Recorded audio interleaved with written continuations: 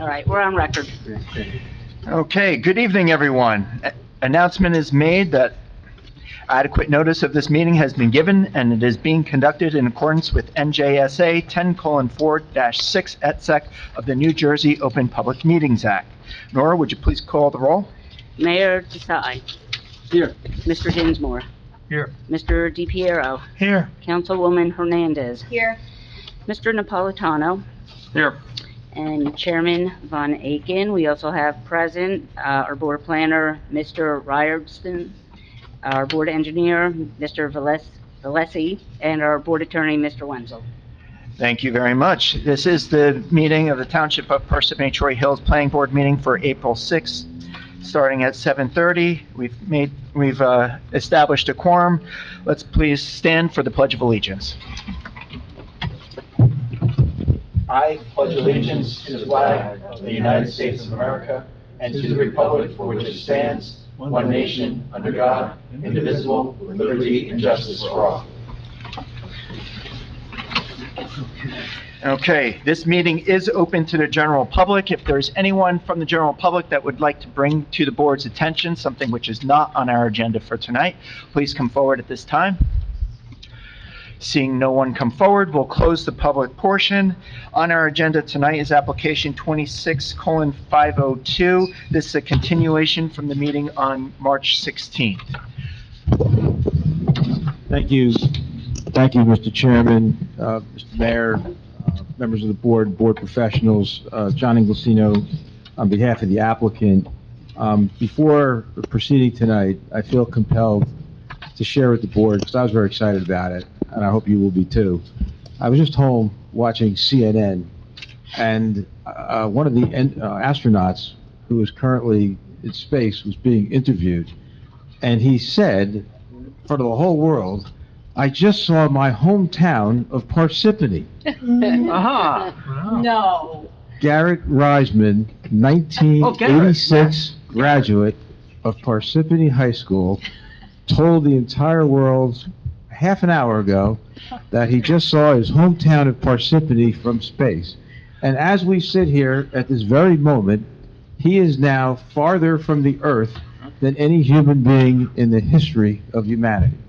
So I wanted to share that source of pride for your town, and to let you know that Garrett Reisman was so proud of Parsippany that he pointed out his hometown to the world, for all the world. So Thank you very much. I wanted to share that with you. If I can just add on to that,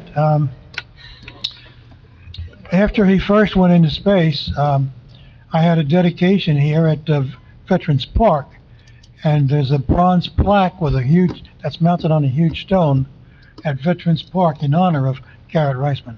Oh, yeah. Who knew? Yeah. Anyway. I did. Yes, that goes without saying. Absolutely. That goes without saying, Mike. So, anyway, good evening again. John Inglesino here on behalf of the applicant, Toll NJ1 LLC. And as you recall, you heard testimony on this application back on March 16th. You heard engineering testimony from Robert Michello of Gladstone Engineering. Mr. Michello is preparing revised plans per that meeting, and we'll be back to testify on the revised plans at the next meeting.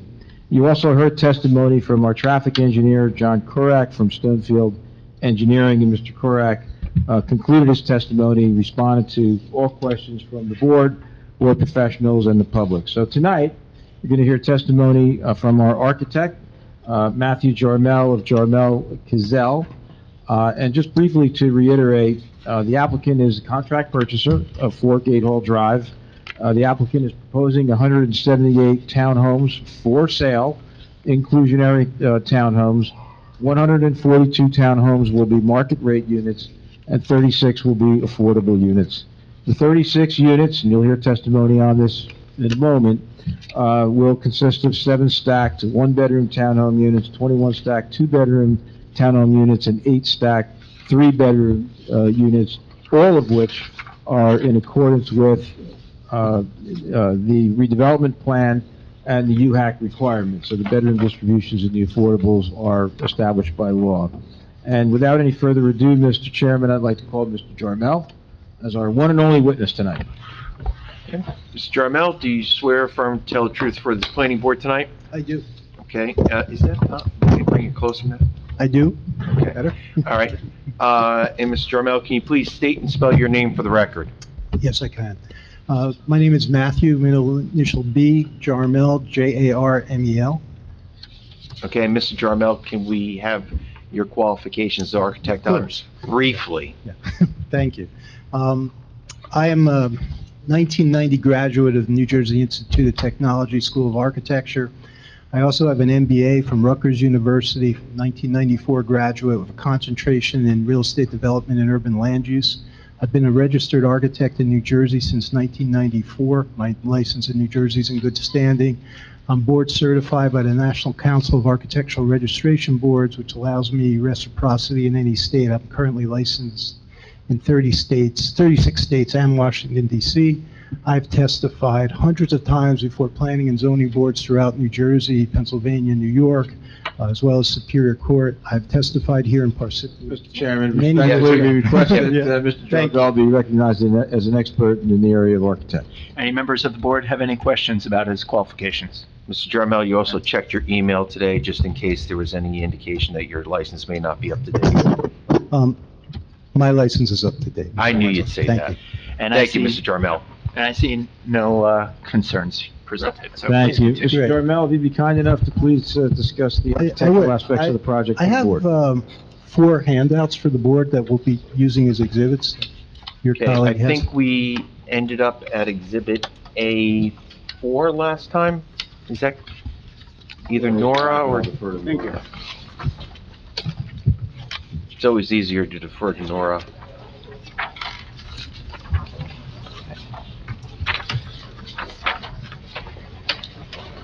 Thanks.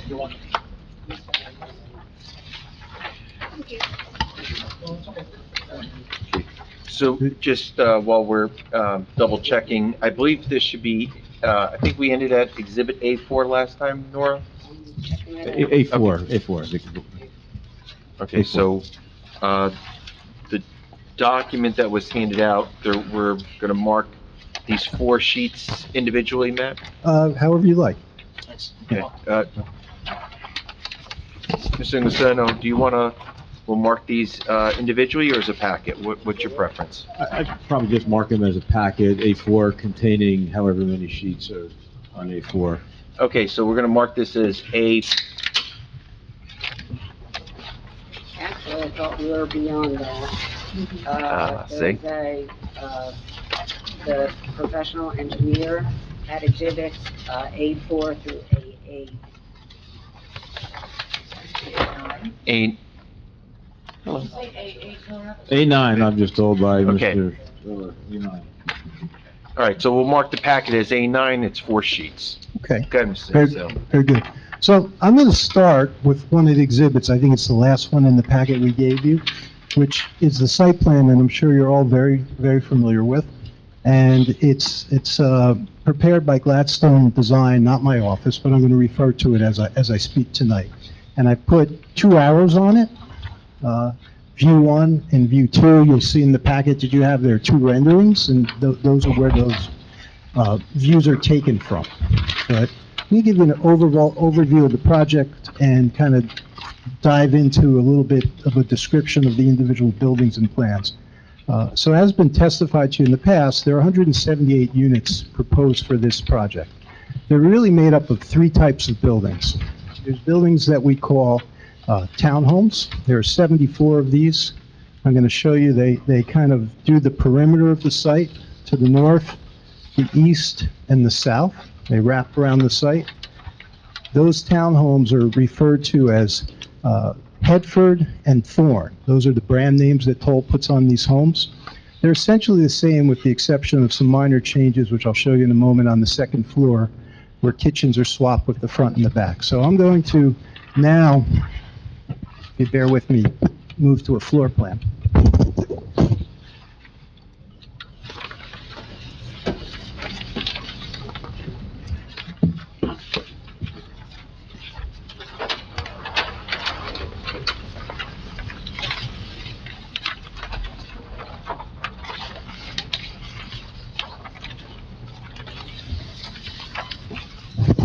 Now, the drawing I have up now was part of the original submission, so it hasn't been marked as an exhibit, and it's entitled Headford. So these are the Headford floor plans.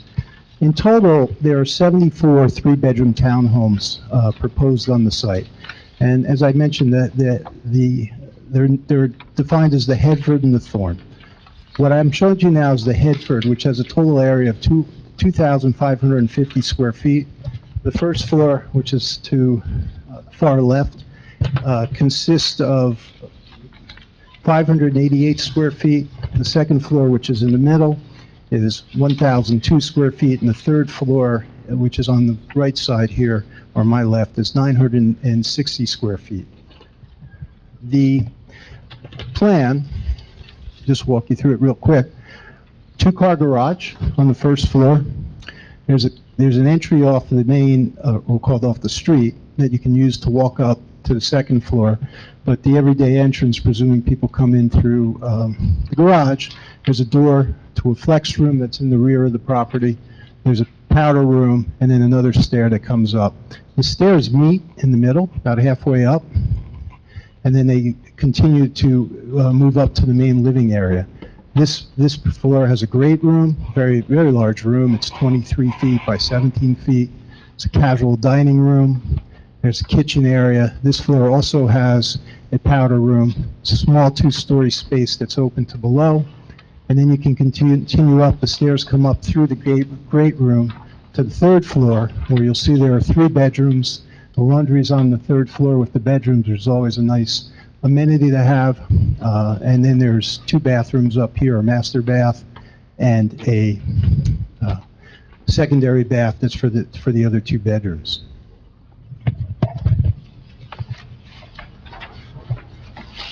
Plan I'm showing you now, again, part of the original submission, is the Thorn, and they're essentially the same. I'll just call your attention to the second floor, where previously in the Headford, the kitchen was in the back. Now it's in the front of the home, and it's in the middle of the home, and the casual dining's to the front and the great room to the back.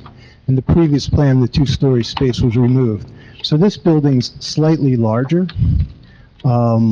It is 2,565 square feet as opposed to the other one I showed you, which was 250. So 15 square feet larger because that 2-story space is infilled. Now, Toll doesn't know how many of each one of these are going to build. They'll start building a combination of them, and then they're really based on sales and preference of the purchaser in that regard.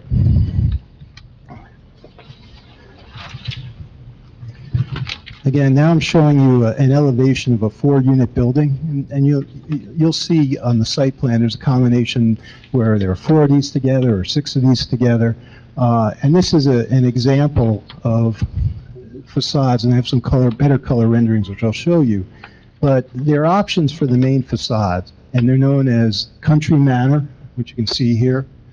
This has they all have stone on the bottom, but you'll see this has a sort of the bays here have a standing seam metal roof on top of them.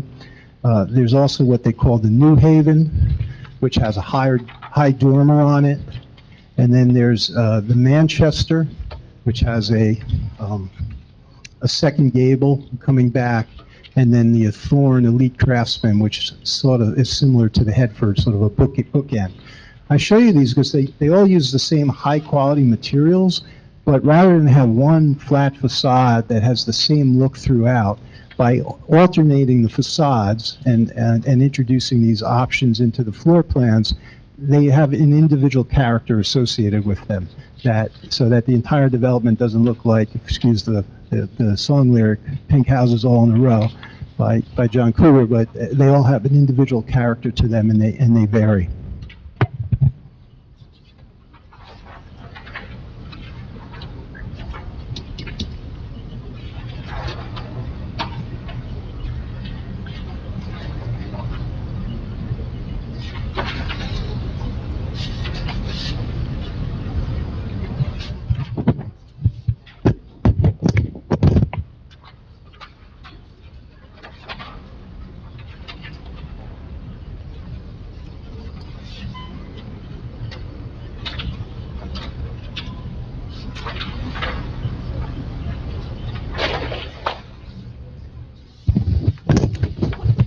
second type of building after the townhomes is what we call a stacked townhome. And there's actually 34, and basically, it's a townhome where there's a lower unit and an upper unit, and there are 34 of these, but because there are 2 units in each home or in each building, there's a total of 68. And these are defined as Bartlett and Concord in terms of the names of them. The Bartlett unit is what we call the lower unit, so you'll notice on our floor plans that there's an L that defines the Bartlett, and the Concord is the upper unit. And what I'm showing you now is 4 of these units in a 4-stack building, and I'm showing you the first floor. Again, this floor plan was submitted with the application. The Bartlett is a 1,320 square foot building, and it's unit, I'm sorry, and it's located on the first and second floors. The first floor is 632 square feet, and the second floor is 688 square feet. So the Bartlett on the first floor includes a great room, and includes a kitchen and a powder room and a link to the garage. Also on this floor is the entry to the Concord and the Concord garage. So every unit across the front has 2 main entrances, but when you're going into the Concord, you have the opportunity to go up and then up to the second floor, and there's a separate entrance from the rear from your garage. So you can enter the building from the front or the back. And that's the limit of the occupancy of the Concord on the first floor. They're only 177 square feet.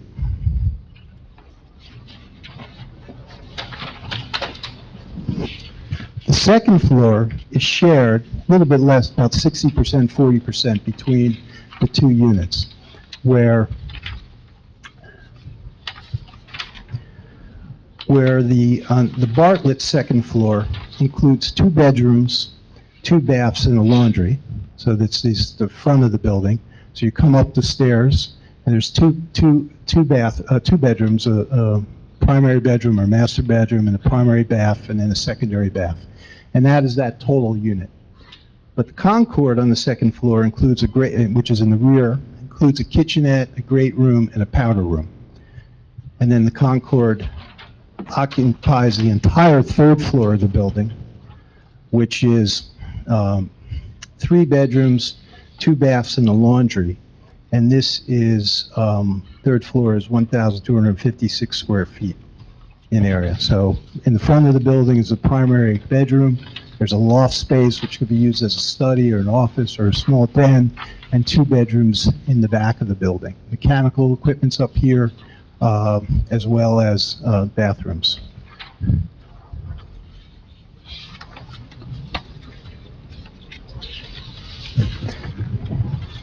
The third type of building we have on the site is the ADUs, the affordable dwelling units.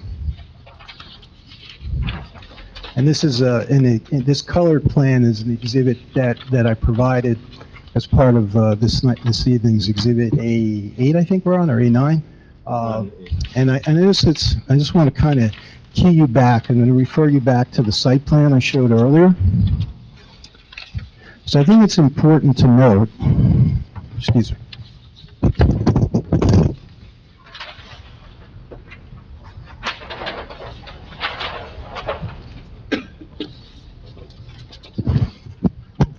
That the affordable dwelling units are intermingled in the development with the market rate, and they're indistinguishable, and I'll show you in the renderings that. But pointing out to you, there's a building on the northern part of the site that's in between some of the stacked townhomes that is affordable dwelling units, and that has 3 units in it.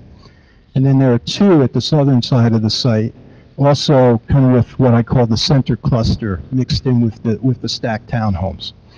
Now, as Mr. Inglesino had mentioned to you, is there's a mixture of 1, 2, and 3 bedroom units that are all designated and distributed in accordance with the universal housing requirements for the 4th round of affordable housing.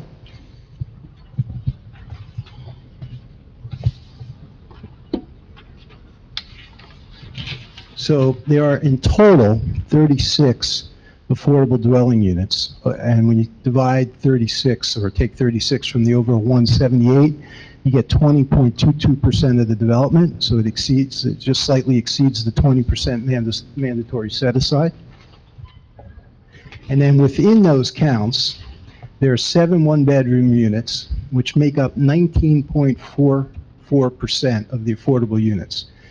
You are not allowed to have more than 20% of one bedroom, so we're just slightly below the 20%. With 2 bedrooms, we have 21 two-bedrooms, which make up 58.33% of the affordable units. The rules require you to have at least 30%, that's 2 bedrooms, and we have 58.3. And then there are 8 three-bedroom units that make up 22.22% of the affordable units. And again, the rules require that you have a minimum of 20% be 3 bedrooms. So all the counts and distribution of the affordable dwelling units match equally throughout the development. And Matt, if I may, just wait, it will also agree, the applicant will agree as a condition of approval that we'll meet all of the income requirements for the folks that are going to live in the affordable units. As you may know, there's low income, low income, we'll meet all of them. Now, please bear with me because it's a little confusing, but I'm going to kind of talk to you a little bit about how the units are distributed throughout the development and how they're broken up per building. On this drawing, this exhibit I put together, you'll see a little diagram up here with the numbers 19, 13, and 12. Those numbers correspond to building numbers on the site plan. So the first one is building 19. I can point out to you on the site plan where that is.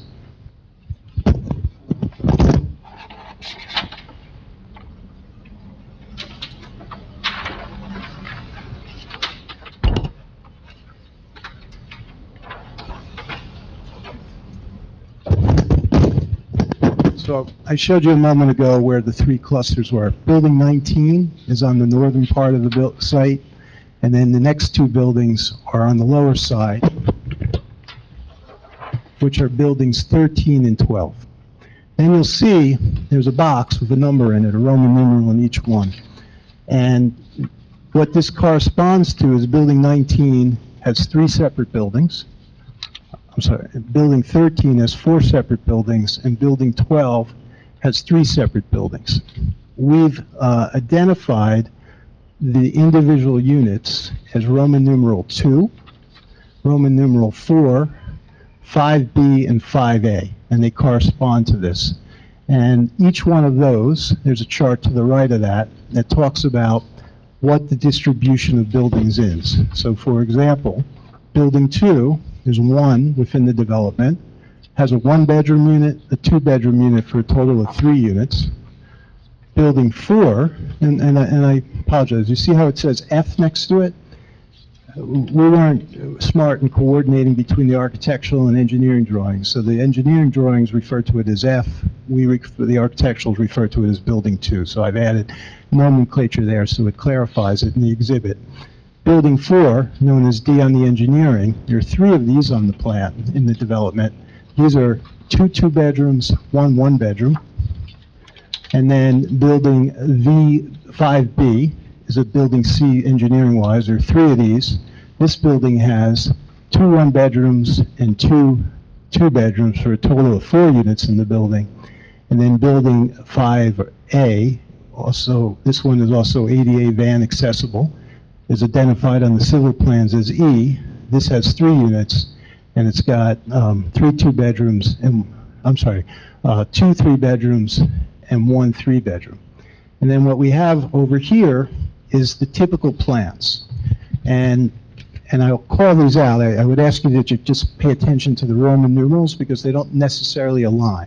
For example, building 19 has a 5A, a 2, and a 5B. So here's a 5A plan and a 5B plan as an example. And I'll walk you through them relatively quickly. We colorize them because they're a little confusing to follow. And what Toll does, and candidly, I can't take full credit for this, because although we prepared the exhibit, these are Toll kind of designs that they use and repeat in other developments. I'm working with them on a similar project, and they're doing a similar thing. And what's kind of cool about these units is they take on the feel like they're townhomes. And they have multiple levels and they step. So for example, in this type 5A unit, there's a 2-bedroom unit. It's 850 square feet. And in this particular case, it's a flat. It's all on the same floor. You'll see that it has a main entry, but it also has a garage attached to it. And there's 2 bedrooms, the kitchen's here, and a living room. When I go to the second floor of this 5A unit, there's actually 2 units there. There's a 2-bedroom unit that's 972 square feet, and a 3-bedroom unit that is 1,253 square feet. And those share this second floor, but you'll note both of them have stairs in them that I'm pointing to, and go up to the 3rd floor. So the 3-bedroom unit has 2 bedrooms on the 2nd floor of the building, also bathroom, laundry, living room, dining room, kitchen, and then it has a private bedroom that goes up to the 3rd floor. So you can just see that blue side there. Similarly, the 2-bedroom unit starts on the 2nd floor with an entry off the main stair. It has a kitchen, living room, mechanical equipment, and then a stair that takes you upstairs to the 2-bedroom unit. So within this building, and then there's a 3rd unit on the upper floor, which is also a 2-bedroom unit, and that's 858 square feet. And that's this gray area here where the entire unit's on one floor. So in this 3-story building, we have 4 units, and and several of them, 2 of them are 2 stories, like a duplex. It's kind of cool, I think. One thing I'll point out is the minimum requirements per the Uniform Housing codes from the state is a 1-bedroom is 600 square feet, a 2-bedroom is 850 square feet, and a 3-bedroom is 1,150 square feet. You'll notice as I go through these plans that all of our units exceed the minimum requirements required by the state. Moving to a building 4D, this building has 3 units in it, 2 2-bedroom units and a 3-bedroom unit. And the entire 1st floor is a 2-bedroom unit. It has a connected garage, and then it also has a separate garage which serves the 3-bedroom unit. There's a common stair that takes you to the 2nd and 3rd floors. The 2nd floor contains a 2-bedroom unit entirely to itself, with a small portion of the 3-bedroom of a 2-bedroom unit that connects to the lower floor. I'm sorry, I said so. There's a stair within that lower floor that takes you to the 2nd unit, and then the entire 3rd floor of the building is dedicated to a 3-bedroom unit. Okay. I'll also note, and I can answer questions if you have, is we show on these plans where all the trash cans are stored, and they're all color-coded so you can see how they key back into where the units are. So the trash is all contained. Building type 2 also has 3 apartments, or 3 residential units. There's a 1-bedroom unit on the 1st floor, a 3-bedroom unit that takes the entire 2nd floor, and a 3-bedroom unit that matches the 2nd floor unit on the 3rd floor. Type 5B has a 1-bedroom unit on the 1st floor. It has a 1-bedroom unit on the 2nd floor that also has the bedroom on the 3rd floor, so there's an internal stair. And then there's a 2-bedroom unit on the 2nd floor, and then a 2-bedroom unit on the 3rd floor. So those are the 4 types of affordable dwelling units. And as I noted, they meet the universal housing percentage of breakdown for 1, 2, and 3, and all the units exceed the minimum size requirements.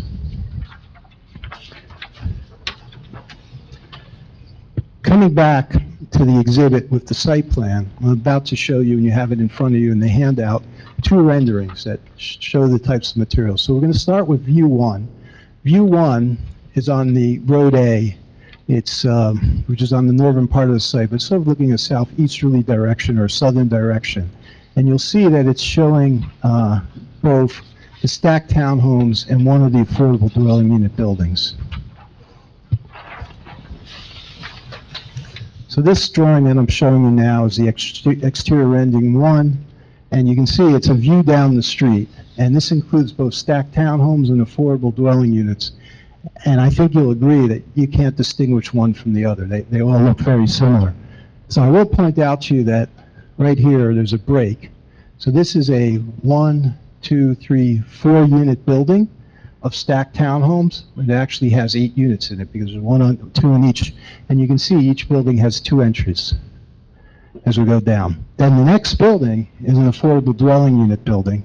And you'll see it has the same materials on all sides as the market rate. It has the stone, it has siding, vinyl siding, different colors. It has a combination of, in some cases, we're using horizontal siding, vertical siding, as well as some cementitious panels on the bays. I point that out because we're providing a variety of materials and colors, although they're all coordinated in terms of color. But again, all the buildings have a similar look and character, and they're indistinguishable as to whether they're market or affordable.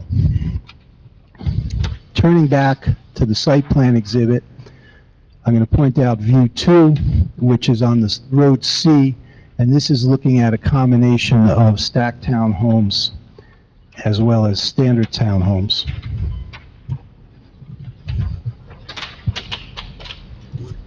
And you'll see again, similar look, similar materials, stone base, horizontal siding, cementitious siding on the bays.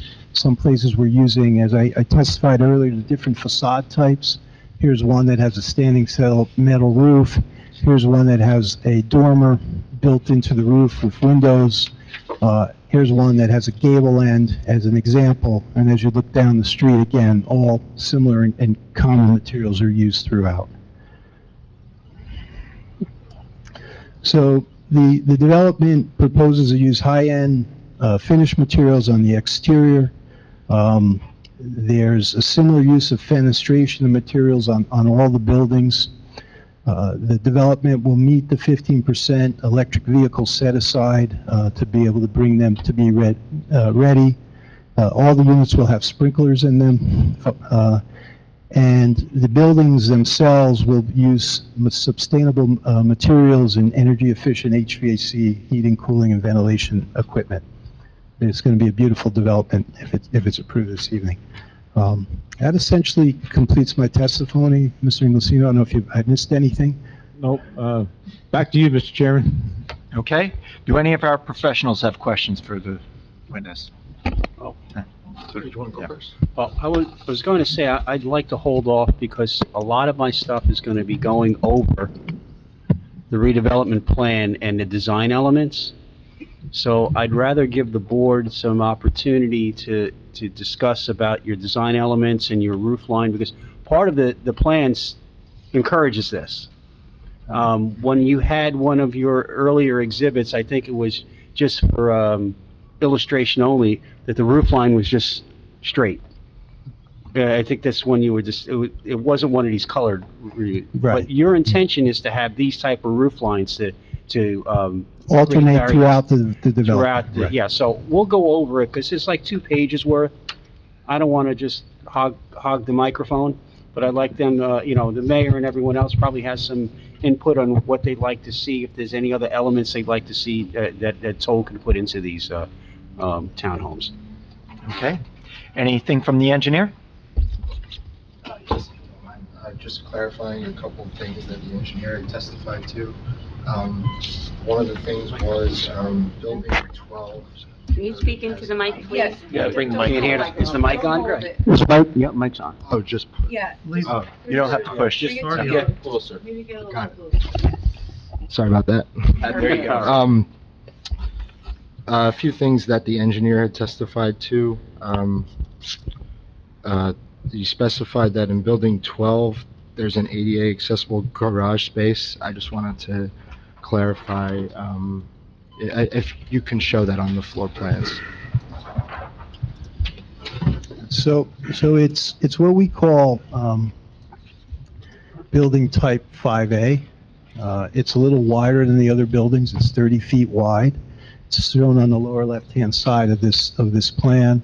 And you can see that the garage is wider than the others, where it has both a car, and then there's, space on the side of it to allow for handicapped accessibility or getting in and out like a van accessible, which is usually on the passenger side. And this particular unit is a, first floor unit, and it has no stairs in it. So you can come directly from the garage into the unit, as I just traced with my pen.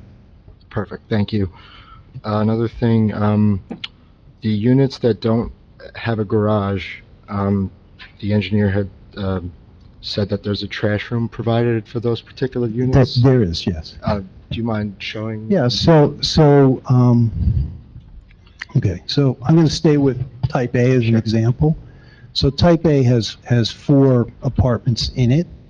The first floor, which is the orange, van is accessible. Within the garage, there's room for 2 trash cans. Okay.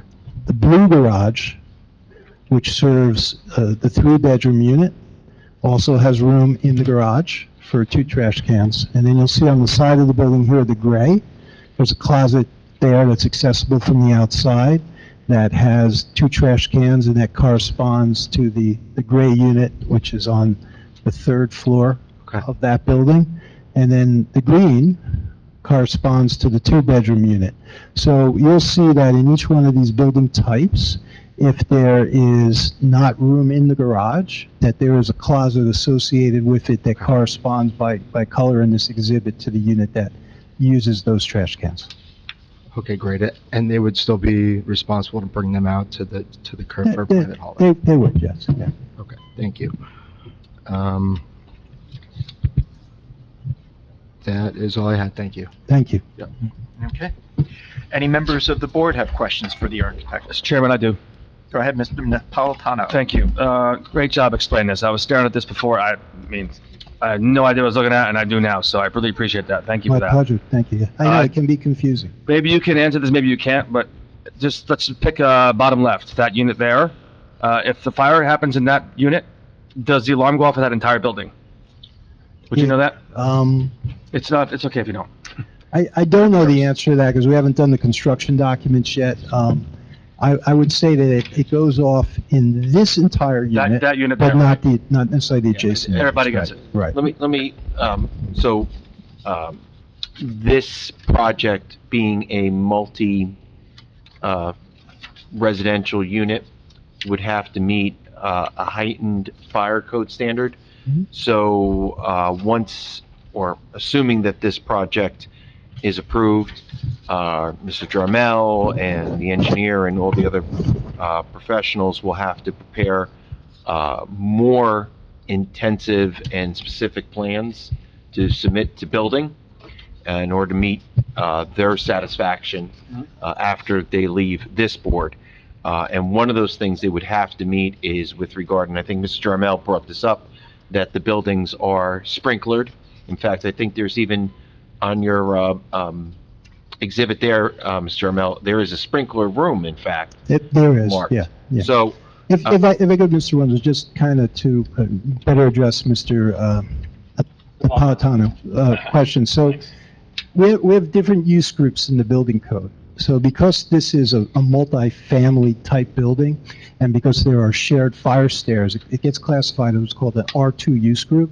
And it actually has, we'll use what's called an NFPA, National Fire Protection Association 13R, which is a system specifically designed and designated sprinkler system for multifamily buildings, as opposed to the single townhomes, which would use what's called the 13D system. It's a little bit different. So they have local alarms, and this building would have a shared alarm because of the shared sprinkler system.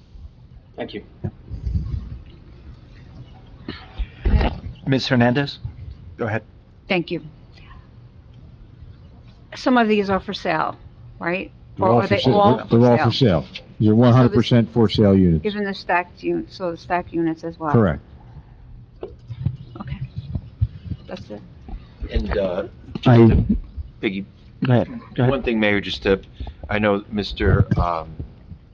Inglesino brought this up about condition of approval that the affordable units would meet the UHAC regulations, but of course, we would also have, because these are for sale units, I'm sure Mr. Inglesino would agree with me, as a condition of approval, that the deed restrictions for those units would also be reviewable by my office and the town attorney. 100%. Because I'm sorry, just to clarify on Councilwoman Hernandez's question, any of those affordable units are going to have a deed restriction identifying that they are affordable units for a 30-year period, and that will be go with that unit in perpetuity. Okay.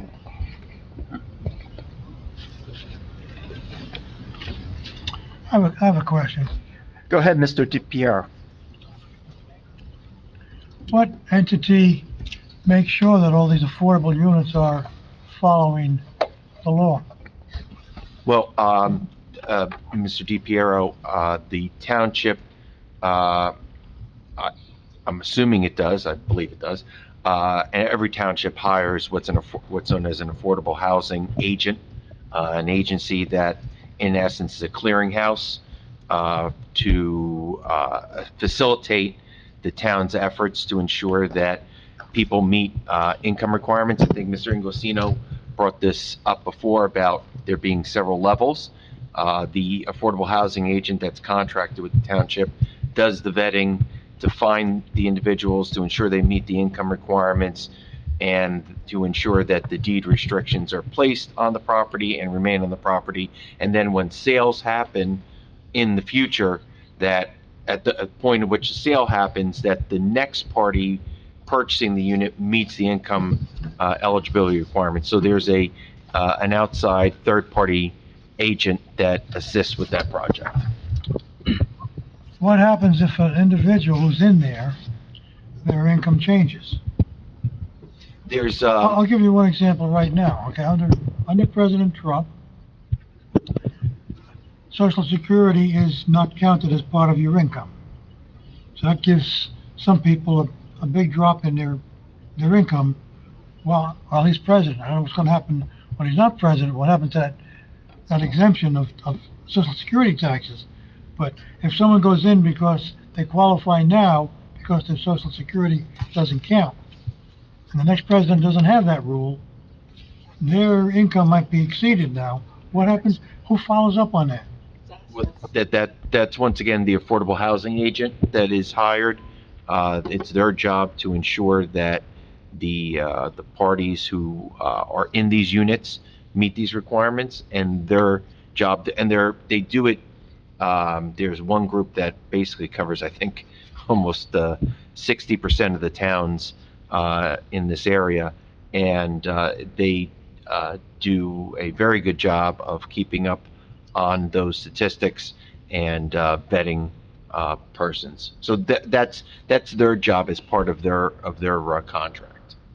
Hey, Mike, if you once you qualify for the income requirement, then you buy, right? That's your home. So if your income goes up after that, your income goes up after that. But what you do not have the right to do is resell the unit at a big profit, because the sales prices are regulated.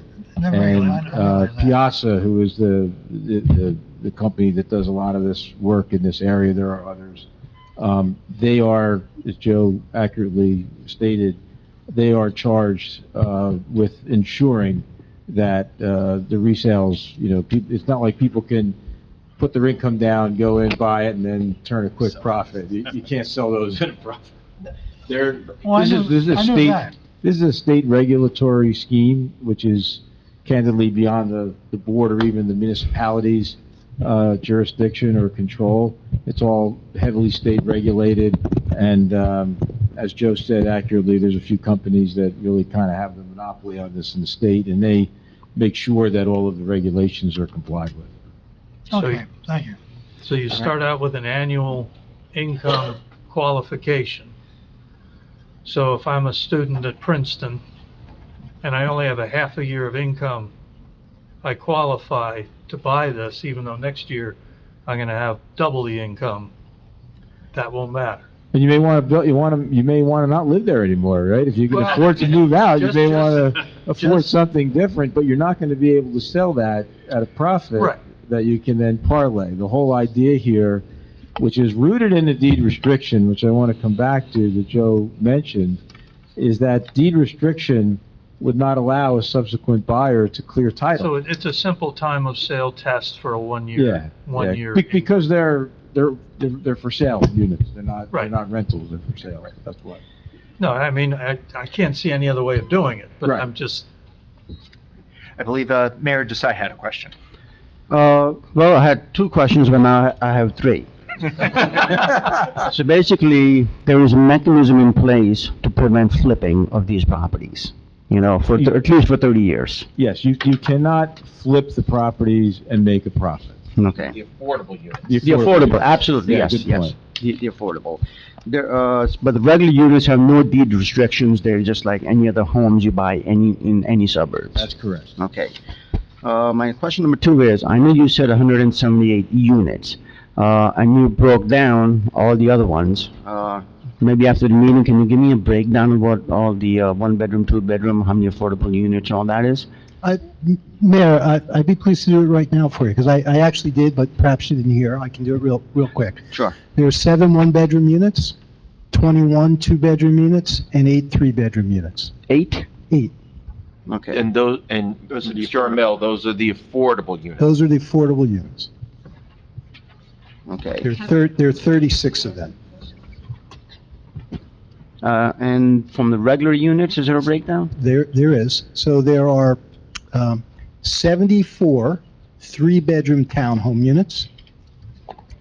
And then there are a total of 34 buildings that are the stacked townhomes, Mayor, one on top of the other, for a total of 68 units, of half, 34 are two-bedroom and 34 are three-bedroom.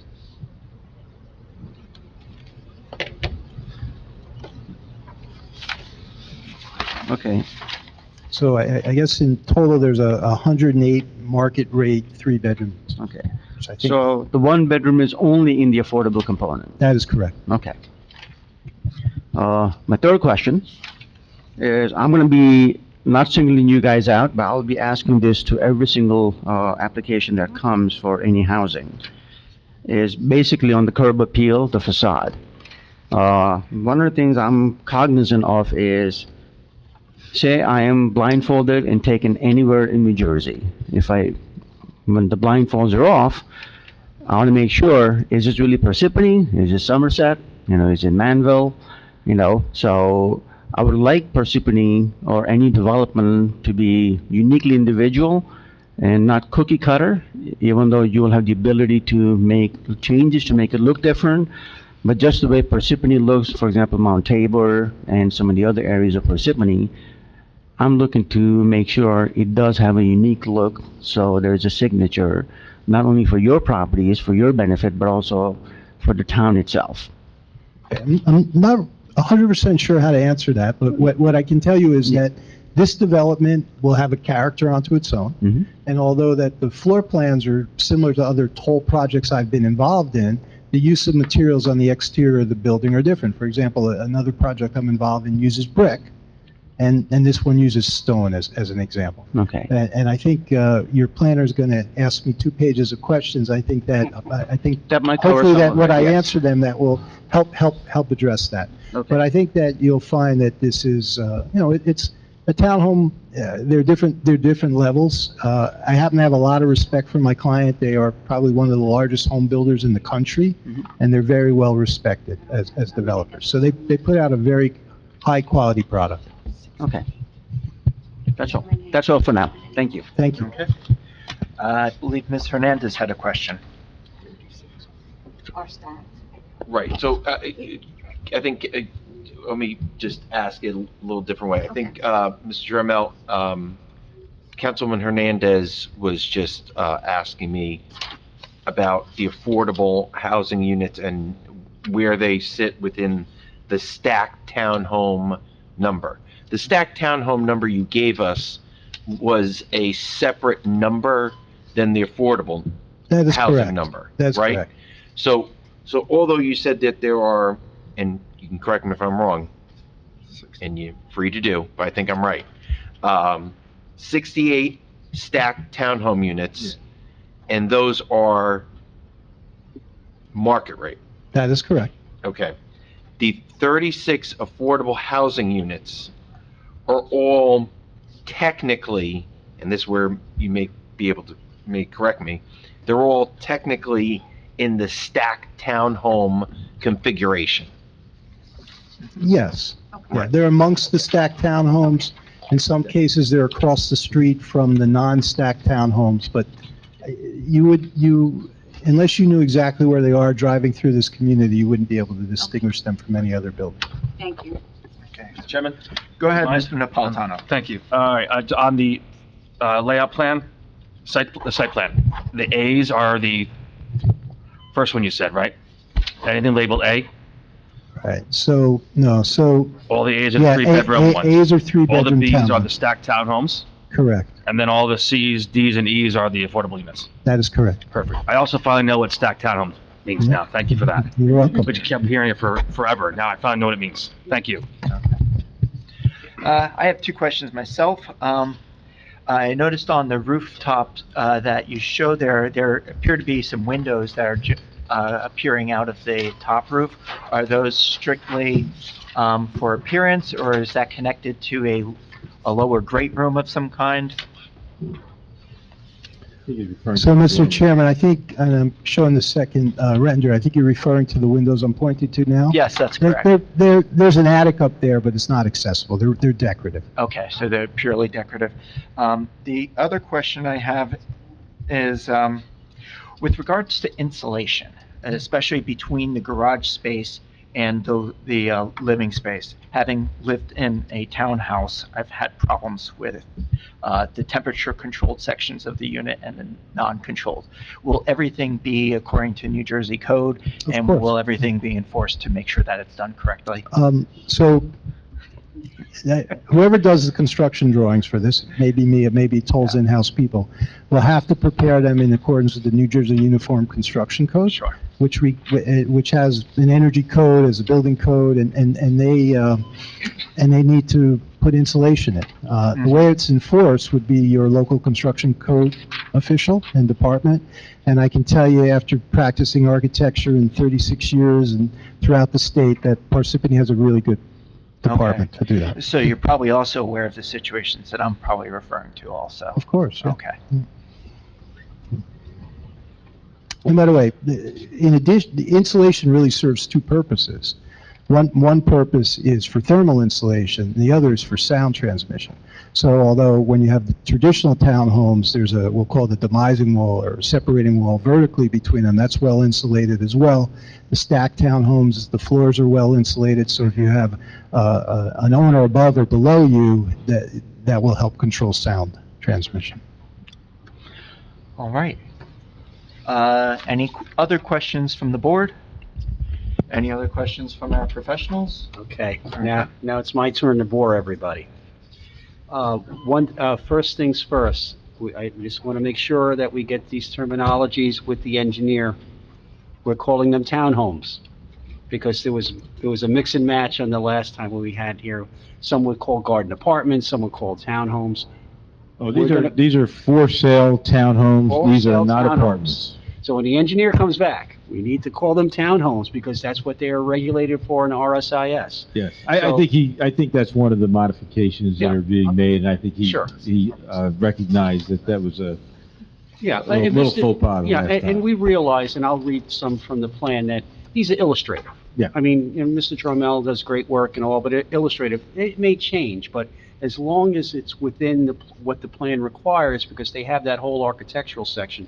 Just in our review letter, which is really my only big comment, was the applicant should demonstrate compliance at section 8, which is the architectural, which we're going to go over. So, and let me just go to it, and it starts on page 42. There's some items general, I'm not going to read the whole thing, but one of the key points here on 8.13 on page 42 talks about there's graphics in the plan. It says, these are not intended to depict actual design mandates, but it's just to give an illustration. So, one of the concepts here that they talk about that, they want to echo architectural styles and not have relief. Now, this is your intent that basically, these roof lines will be very similar in the sense that, there'll be differences to make it unique. And I think that goes to what the mayor says. We wanted something that looks like Parsippany. And at the same time this is within the 8.2 general design philosophy section. I believe we're complying with that, maybe even exceeding it, because we have multiple facade fronts for similar floor plans. Where the ridge heights of these buildings, which is also governed by your zoning, is pretty consistent. You'll see as, like, for example, this is a 4-unit building that not only has 3 different facade types and then a mirror of the end units. You'll notice that there's varying ridge heights. There's varying types of gables, dormers, and what I'll call shed roofs. There's a mixture of materials used from we'll say a dimensional asphalt shingle, which is a high-quality shingle, by the way, to the standing seam metal over this, call it bay or pop-out. The facades are not flat. They step in and out. Okay. So basically, it says, just one big concept in general design is, site and building design shall employ mass scale layout materials and architectural other distinguishing features in order to establish a traditional civic character. I think that's a theme, and I think that I think we're accomplishing that. Okay, so, and then building scale and subtly graduating changes, that's 8.22. I mean, I think my professional opinion, looking at it, I'm not an architect, I'm a planner, but these aren't, I mean, they are gradual enough. It's not jarring when you. No, it's a gradual change between units. I mean, you can distinguish because this facade is different, and the roof eave is at a higher elevation on this one than this one. Each one of these buildings has its own character, but yet shares a similar theme of use of material and styling. You'll also see, if I can turn back to the site plan, there's different cluster sizes. In some cases, here's a 4 cluster, here's an affordable building that has a 3 cluster, back to a 4 cluster, here is a 6 cluster. And you can see even on the site plan how the buildings step in and out and have varying both in front and back. So they're not long, straight facades. Okay. Could we go back to that, the illustration here? The one with the garages. No offense to these, those look nice too. On the plan, again, this is illustrative on page 43. If you look at, in the plan, one of the things, I'm just looking at the garages, and those don't vary too much. In fact, they kind of, it's a challenge with townhomes. We used to talk about single-family homes, they used to call them snout houses, where the garage dominated the front. Is there any kind of way to be able to provide some variety here on the doors? Because I think, they all start looking the same on the ground. Yeah, we could certainly, alternate or use different door types, some with windows, some without, some with a different panel. And I'm fine with that. We could work together on that. Again, the picture on page 43 of the plan, just shows a little different treatment. So I think I would suggest that, because I think otherwise it seems to be in line with the design. Also in 841, it says, building shall avoid long, monotonous, uninterrupted walls or roof planes, and shall be architecturally emphasized throughout entrance treatment and detailing. I think there's one thing. Do you have don't you have a better picture of a corner building? I think there was another illustration. I could be wrong.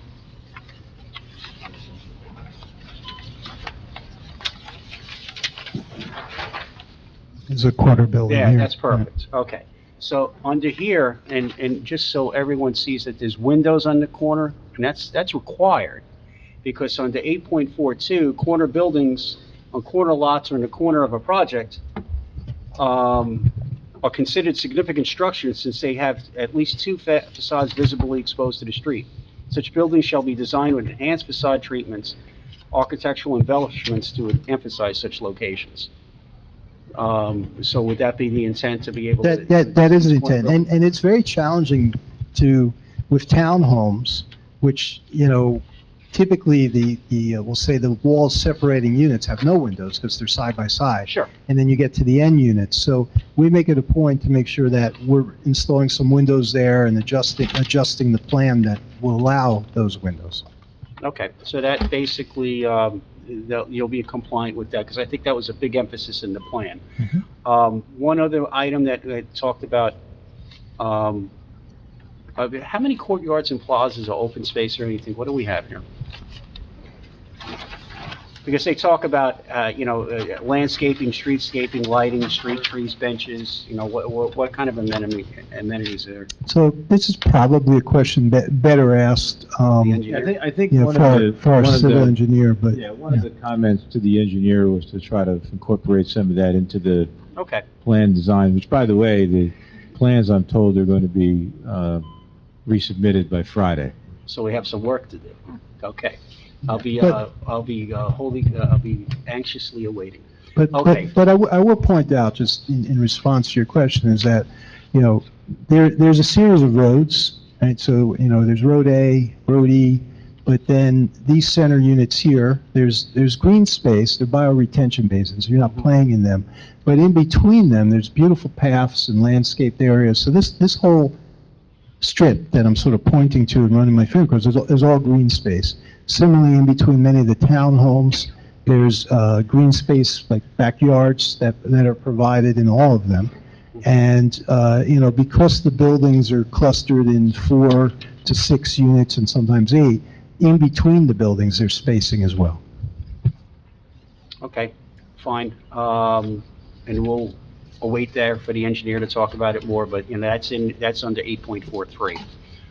Roofs, we've already gone over, but 8.51 says roof line offsets shall be provided to add architectural interest and variety to the massing in the building. Not, we're already seen that, so that complies. Dormers, cupolas, anywhere encouraged. Again, you did show that there are some architectural treatments there. That's under 8.52. Is there going to be any solar? It's permitted, but No, it's not. there's no, Okay. Doing community It is solar is permitted. very, I just very wanted to put it challenging, by there. the way. I'm not encouraging or discouraging, it's just permitted.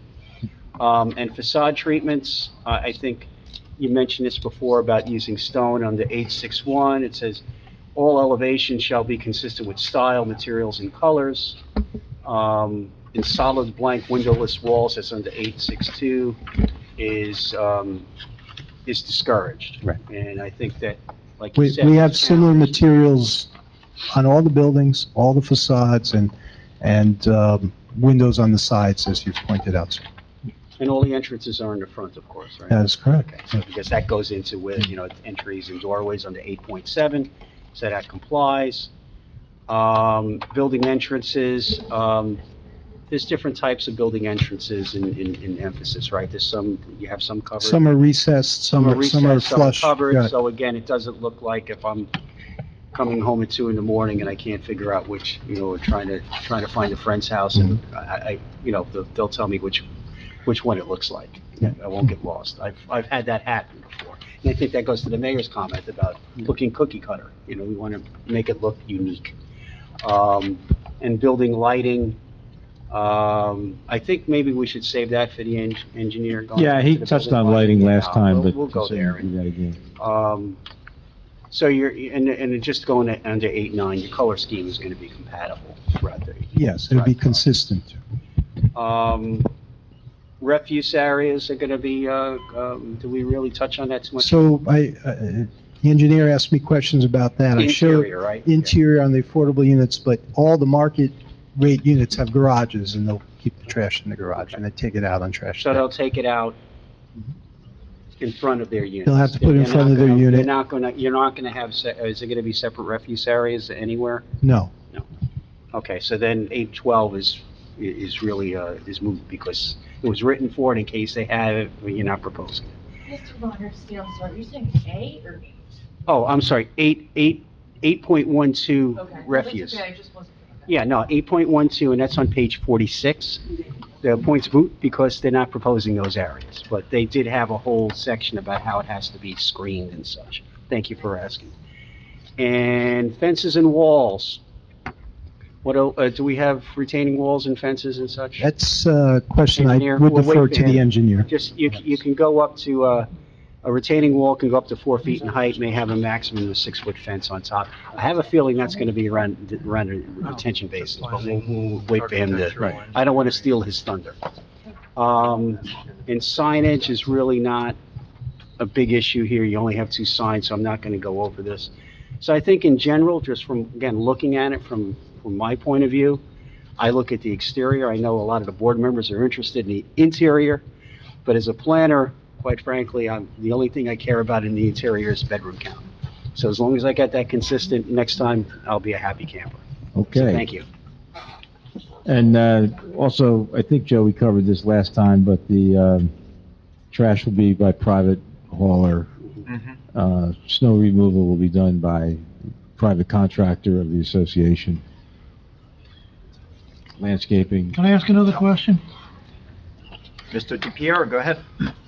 Looking at this view, years ago, I was sitting on this planning board, when they proposed the Hunting Ridge Association, that's the Condit property. And it was pretty filled in, just like that. And when the homeowners association when it was all occupied, they came to me, they came to others, I guess, too, but I'm the one that responded. And they said the homeowners association had no property to build a clubhouse or a playground for the children in that area. No property was allowed for that. And I had some engineers look at it to see if there's any place they could do it, and there was none. We didn't think of that or even ask that question. So, I'm not sure your question, there is no clubhouse, but there is a playground area right at the entry. All right, thank you. And not only that, it has parking spaces, so if you live in a unit, you could walk over with your children, or you could drive over and park and play. All right, so that's one out of the 2. That's more than they had there. Thank you. I'm a planner, I encourage walking, not driving to the playground. All right.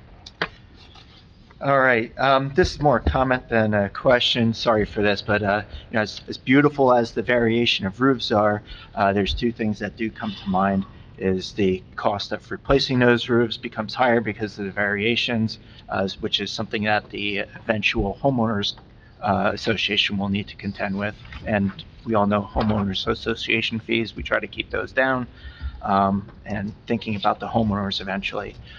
The other side is it makes it a bit of a deterrence for solar. So if that's something that we want in our community, we might want to make sure that we have roof lines that accommodate both an aesthetic and affordability, as well as still being beautiful and varying. So, like I said, comment, not a question. All right. Any other questions from the board or its professionals? One comment. Just my comment going back to what I had said before. My only purpose in asking that question is, say there is the next development that comes in, whether it's from Toll Brothers or anybody else, I'm going to be saying, please make sure it does not look like the previous development. That your development should look unique, because it really should be unique. So just wanted to let you guys know that. I'm good. Just through you, Chair, so just clarify for me, maybe it was covered the last board meeting, I'm an associate cover. Are you, has your client entered into an RDA with the town? I'm sorry, there is An RDA. Yeah, I believe there is a redevelopment agreement with the town. I'm certain there is a redevelopment agreement with the town that was admitted into evidence at the last hearing. Let me just, Yeah, I just want to take a look at that, Mr. Inglesino, to see if it covered, because normally with this type of project, if it weren't in a redevelopment zone, we would do a developer's agreement to cover You still know, may want to do a do- developer's agreement that- because the redevelopment agreement really, it's different. That's, yeah, that, It covers different terrain there, so if you may find that a developer's agreement is appropriate here, I certainly would not argue with that. I'm just thinking of that, Mr. Inglesino, because, you do have a number of, physical plant items here. You're doing it, toll would be doing, the private trash hauling, the private snow removal. We're gonna wanna make sure all those things are covered and, as well as potentially talk about whether or not we have any Title 39 issues. But that would all be covered in developer's agreement. We can do that as a condition of approval. Yeah, so the redevelopment plan was introduced at the last meeting is A1, the housing element is A2, it was amended plan is A3. I'm pretty certain there is a redevelopment agreement, but we're going to need developer's agreement anyway.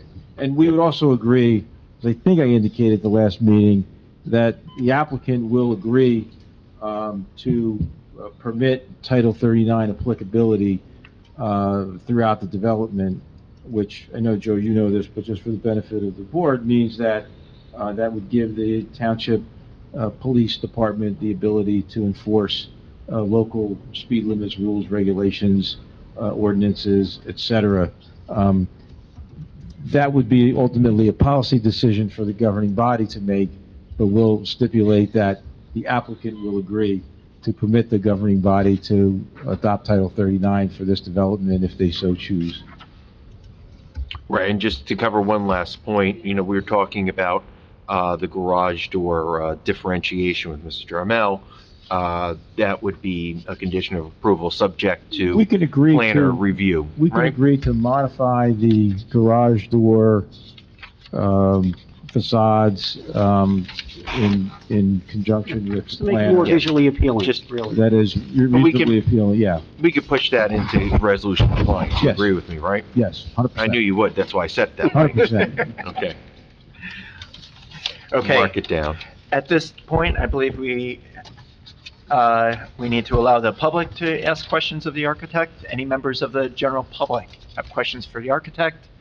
Seeing none, I will close the questioning and turn it back over to Mr. Inglesino. Thank you, Mr. Chairman. That's all I have for this evening. As I indicated, I'm advised that the revised plans from the engineer will be submitted by Friday. So we need 10 days from Friday. I don't know when your next meeting is, in April 20th or thereabouts. All right. So we'd like to be carried to the next available date. And at that meeting, we would have additional testimony from your engineer as Yeah, well as at the that planner? meeting, yes, so we're done with the architect, we're done with the traffic consultant. We would have testimony from the engineer with regard to the revisions in the plans, and then very brief testimony from our planner with regard to the few deviations that are being requested. Okay. What dates do we have available, Nora? Well, my first question is, will there be enough time for you and the board engineer to review these plans and produce a review? My preference always is to have a review done 10 days prior to a meeting. If they're having it here 10 days, that we run out of time. All right, so then we're, May 4th. You made a fourth be with you. Okay? Yes, Absolutely. I'll have somebody else here on May 4th, because I'll be out of the country, but that's okay. All right. Well, enjoy your time. Thank you. Mr. Encino, if we're gonna do May 4th, I would just, obviously, we'll make, you don't think there's gonna be, well, you won't be here. You definitely believe that your engineer and your planner will be. Oh, well, let me, You're gonna, because I think we wanna try and bring this in for a landing. yeah, I think, I guess I'd request this. If we could extend to April 20th, I think the plan changes were actually kind of minor. Ron, when you get the plan changes, if you feel that, they're not minor, or we can't make the 20th, then we can always carry on the 20th to May 4th. The plan modifications were kind of minor. We know that the planner, and the engineer can be here on the 20th. Maybe the engineer can, put an extra couple of plugs in the computer and move it along maybe a little faster and get it out maybe a little sooner. Yes. That is, April 20th, I have a soil move application. okay. So, I mean, that should, 15 minutes or so. Yeah, I think Well, how much? the changes to the plans were not substantial, as the board may recall. But Ron, you'll make that judgment when you Yeah. get them, and We'll take a look at it with the engineering team. And, again, my preference always in the end is to have a lot of lines through our comments that, comments addressed, because then at resolution compliance, we don't have to have it. And plus, the board would have a plan that, we've vetted and said it's pretty darn close to being technically accurate. understood. So I guess our ask is to be carried to the 20th. If it looks like, the planning work is gonna be, or engineering review work is too much, then we can always extend on the 20th That's to, Okay, so for the purposes, through you, Chair, for the purposes of notice, this is the notice. This matter is being continued to the April 20th, board meeting date. If, for whatever reason, this matter is not ready for the April 20th date, it may be moved to the May 4th date, but we will follow up with an announcement at the April 20th date. Should you not make the April 20th date, there will not be a need to renotice. correct, thank you. And that would be for 7:30 PM here in this room on, Monday, April 20th. Monday, April 20th. 420, huh? Yeah, either April 20th or May 4th, both Monday nights. Okay. So correct me if I'm wrong, but I believe what we're saying right now is that this application is being adjourned? It is, Chair. Okay. And so we'll go ahead and adjourn this application. And that is the whole of our agenda for this meeting. So I'll accept somebody to close our meeting. Any Motion takers? to adjourn. Okay. Second. All right. Very good. Thank you all very much. All in favor? Aye. The reason I- Anyone opposed? Not